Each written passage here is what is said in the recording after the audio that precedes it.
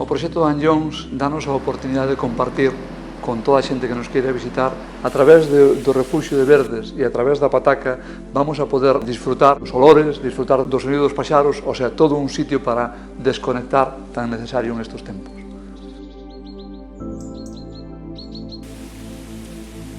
Ten unha troita autóctona, non se bota troita ninguna, de fora non ve troita dos criaderos nin ningún lado. No río hai uns moinhos que moían millo, moían trigo, para facer a broa de millo, de farinha de millo, e outros para facer o pan de trigo.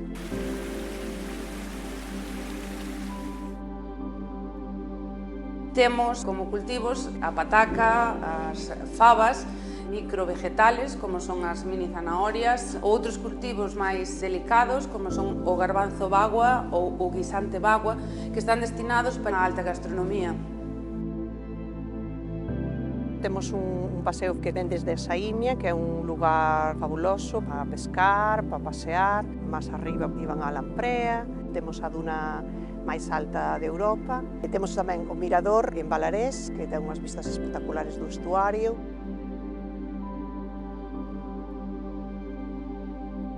Eu creo que este proxecto que nos vai a permitir é recuperar a importancia do río no territorio, poder mirar de frente e poder recuperar esa flora tan importante que nos últimos anos se perdeu, recuperar a fauna, que é tamén un recurso imprescindible no territorio, donde a xente nos poda visitar e coñecer esta beleza indescriptible que ten todo o estuario do Anllóns e vai poder, de alguma maneira, disfrutar dun entorno que é único en toda a que é a geografía galega e incluso a geografía nacional.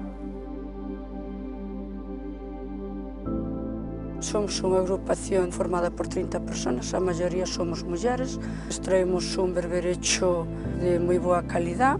Tamén temos aquí unha pequena depuradora que damos servicio a veciños que demandaban este berberecho e a toda a hostelería da comarca. E, bueno, a xente está moi contenta co berberecho que temos.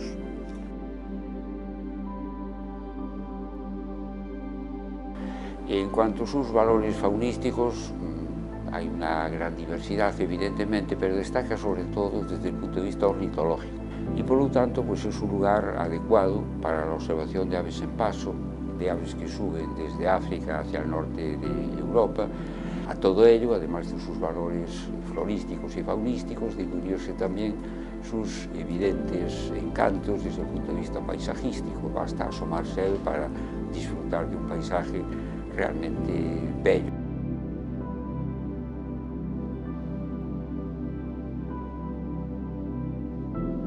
Mais o Anllóns conéctanos co pasado e comprométenos co futuro.